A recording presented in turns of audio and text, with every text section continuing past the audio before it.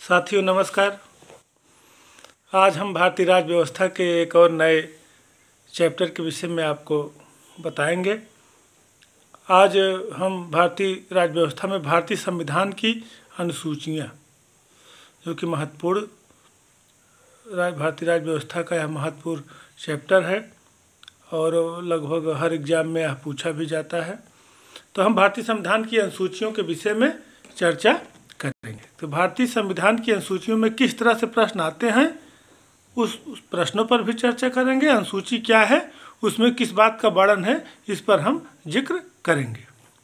तो सबसे पहले आप जान लीजिए कि यदि प्रश्न पूछता है कि भारतीय संविधान में कितनी अनुसूचियां हैं, तो हम 12 उत्तर हल करेंगे। यदि पूछता है कि मूल संविधान में कितनी अनुसूचियां हैं, तो हम 8 हल करेंगे। स्पष्ट है कि मूल संविधान में 8 अनुसूचियां थी, वर्तमान में 12 अनुसूची हैं। अब हम 12 अनुसूचियों के विषय में डिटेल से अध्ययन करेंगे और हम आपको अनुसूचियों के विषय में मुख्य बातें, एग्जाम में कैसे प्रश्न बनता है और फिर उसका उत्तर क्या होगा, हम स्पष्ट रूप से आपको देंगे। और इन सब के साथ हम अनुसूचियों से अभी तक जो प्रश्न आए हैं उसमें भी थोड़ा सा हम आपके ऊपर अनुसूचियों के ऊपर फोकस करेंगे। तो सबसे पहले मूल संविधान में 8, वर्तमान में 12। अब पहली अनुसूची, एक चीज़ आप जान लीजिए, यदि पहली अनुसूची या पहला अनुच्छेद पूछता है तो आप जान लीजिए राज्य और संघ राज्य।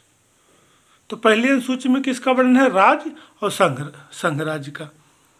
स्पष्ट हो जाएगा और इससे ज़्यादा आपको बहुत कुछ याद करने की जरूरत नहीं है। अनुसूची देगा तो राज्य संघ राज्य रहेगा, आप हल कर लेंगे। दूसरी अनुसूची में वेतन, और दूसरी अनुसूची में मूल चीज़ वेतन। जो वेतन का मतलब है कि जो हमारे संवैधानिक पदाधिकारी हैं, जैसे प्रधानमंत्री और विभिन्न मंत्री, सुप्रीम कोर्ट के जज हुए, राष्ट्रपति उपराष्ट्रपति हुए, इस तरह के जो पदाधिकारी हैं उनके वेतन के विषय में वर्णन किया गया है। और तीसरी अनुसूची में शपथ और उसके प्रतिज्ञान का प्रारूप, मतलब जो हमारे संवैधानिक पदाधिकारी हैं जो शपथ लेते हैं उसका वर्णन तीसरी अनुसूची में किया गया है।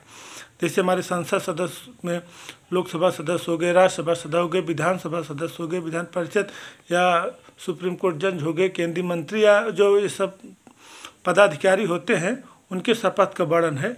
एक बार पीछे से प्रश्न पूछा गया था कि तीसरी अनुसूची में किसकी शपथ का वर्णन नहीं है, तो उसमें प्रधानमंत्री या सुप्रीम कोर्ट के जज, इस तरह से विकल्प, एक और विकल्प था। और चौथे नंबर एक और विकल्प था इसमें कि किसका वर्णन नहीं है प्रश्न में था, तो उसमें था कि उपराष्ट्रपति और राज्यपाल के बारे में, तो यही माना गया है।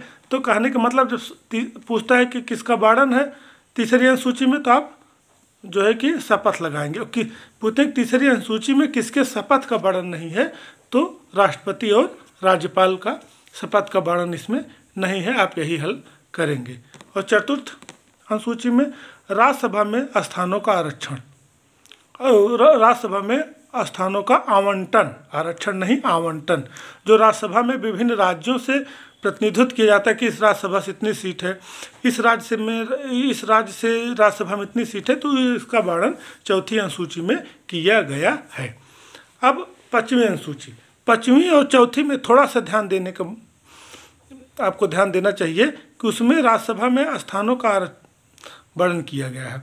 अब पांचवी सूची, पांचवी में अनुसूचित जाति और अनुसूचित जनजाति के प्रशासन के विषय में वर्णन किया गया है। पांचवी छठवीं में आपको ध्यान देने की आवश्यकता है कि अनुसूचित क्षेत्र और अनुसूचित जाति और अनुसूचित जनजाति के प्रशासन आदि के बारे में वर्णन पांचवी अनुसूची में किया गया है। और छठवीं में स्पेशली अनुसूचित जनजाति का ही वर्णन है और उसमें 4 राज्यों का भी नाम दिया गया है जो कि बहुत ही महत्वपूर्ण है। असम, मेघालय, त्रिपुरा, मिजोरम के अनुसूचित जनजातियों का वर्णन किया गया है। यदि प्रश्न पूछता है कि अनुसूचित जाति अनुसूचित जनजाति के प्रशासन का वर्णन किस अनुसूची में है, तो आप 5 लगाएंगे। यदि पूछता है कि असम, मेघालय, त्रिपुरा, मिजोरम का वर्णन किस अनुसूची में है, तो आप 6 लगाएंगे। यदि यह पूछता है कि केवल अनुसूचित जनजाति का वर्णन किसमें है तब भी आप 6 ही लगाएंगे, उसमें 5 नहीं लगाएंगे, उसमें अनुसूचित जाति जनजाति दोनों का ही वर्णन है। अब 7वीं अनुसूची हमारी सूची से संबंधित है। 7 से एक ट्रिक याद कर लीजिए, 7 से 7 है 7वीं अनुसूची और 7 से सूची भी है। तो 7वीं अनुसूची में 7 से दोनों है, तो सूची 3 है, संघ सूची, राज्य सूची और समवर्ती सूची।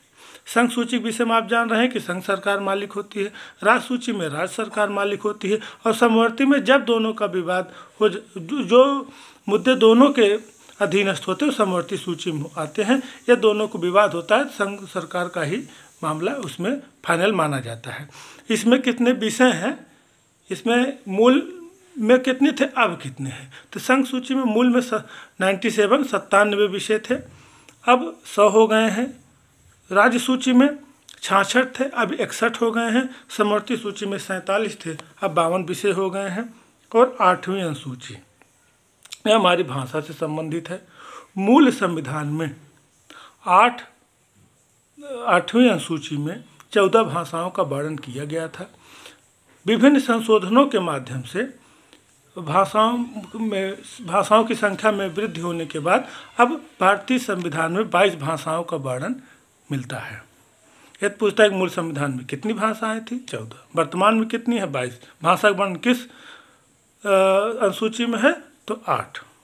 अब इसमें जो भाषाएं जोड़ी गई हैं 14 के बाद 22 पहुंची हैं, उसमें 3 मतलब जो संविधान संशोधन हुए हैं हम उसकी चर्चा कर लेंगे। संविधान संशोधन के विषय में मैं एक अलग वीडियो बनाऊंगा, लेकिन थोड़ा से बीच में जैसा संविधान संशोधन के विषय में आता जाएगा उसकी चर्चा होती रहेगी, तो उस टाइम बर्डन नहीं होगा, काफ़ी कुछ आपको पहले से याद हुआ रहेगा। बस संविधान संशोधन का वीडियो आप देख लेंगे तो चीज़ें क्लियर हो जाएंगी। तो 14 भाषा थी। अब 21वें संविधान संशोधन अधिनियम 1967 द्वारा सिंधी भाषा जोड़ी गई। 14 भाषा थी, 21वें संविधान संशोधन द्वारा सिंधी भाषा जोड़ी गई तो 15 हो गई। उसके बाद 71वें संविधान संशोधन अधिनियम 1992 द्वारा 3 भाषा जोड़ी गई, कोंकणी, मणिपुरी और नेपाली। कोंकणी, मणिपुरी और नेपाली। तो 14 एक 15 और 3 18, अब 18 भाषाएं हो गई। अब 92वें संविधान संशोधन अधिनियम 2003 द्वारा 4 भाषाएं जोड़ी गई, बोडो, डोंगरी, मैथिली, संथाली। इस तरह भाषाओं की कुल संख्या हो गई 22। अब जो 92वें संविधान संशोधन 2003 है, इसके लिए मैं एक ट्रिक बता दूं, BDMS जो मेडिकल की एक डिग्री है, BDMS, B से बोडो, D से डोंगरी, M से मैथिली, S से संथाली। तो BDMS बोडो, डोंगरी, मैथिली, संथाली आपको आसानी से हल हो जाएगा। 21वें संविधान संशोधन, 71वें संविधान संशोधन और 92वें संविधान संशोधन, ये हमारी मूल अनुसूचियाँ रहीं 8। अब हम जो संविधान संशोधन के माध्यम से बाद में 4 जोड़ी गई हैं उस पर भी चर्चा कर लेते हैं। 9वीं अनुसूची जो है भारतीय संविधान के प्रथम संशोधन अधिनियम 1991 के द्वारा जोड़ा गया, जिसमें भूमि सुधार आदि के विषय में बताया गया है। 9वीं अनुसूची कब जोड़ी गई?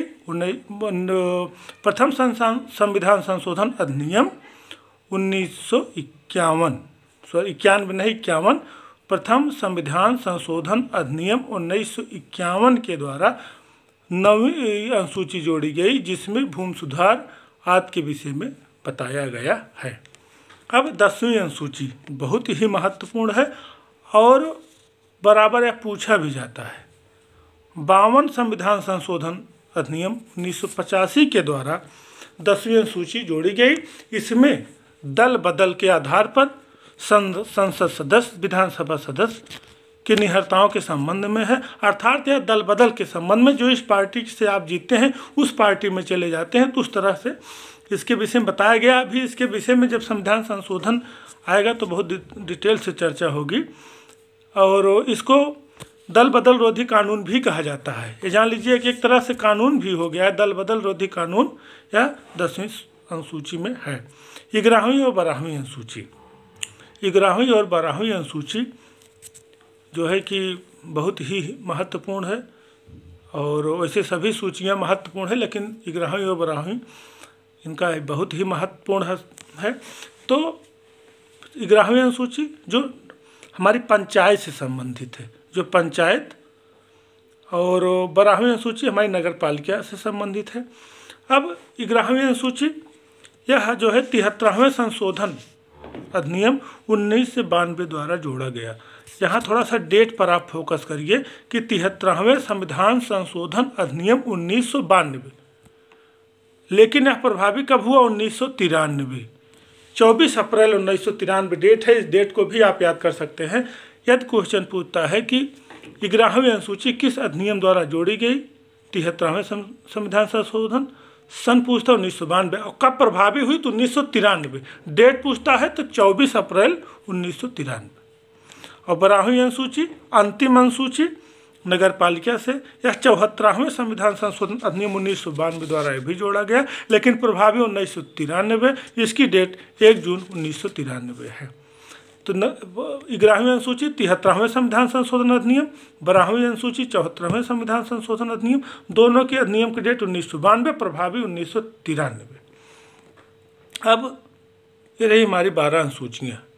अब इसमें जो मुख्य बातें हैं इसको आप जान ली हैं, लेकिन इतना जरूर याद रहे कि मूल में 8 थी, वर्तमान 12।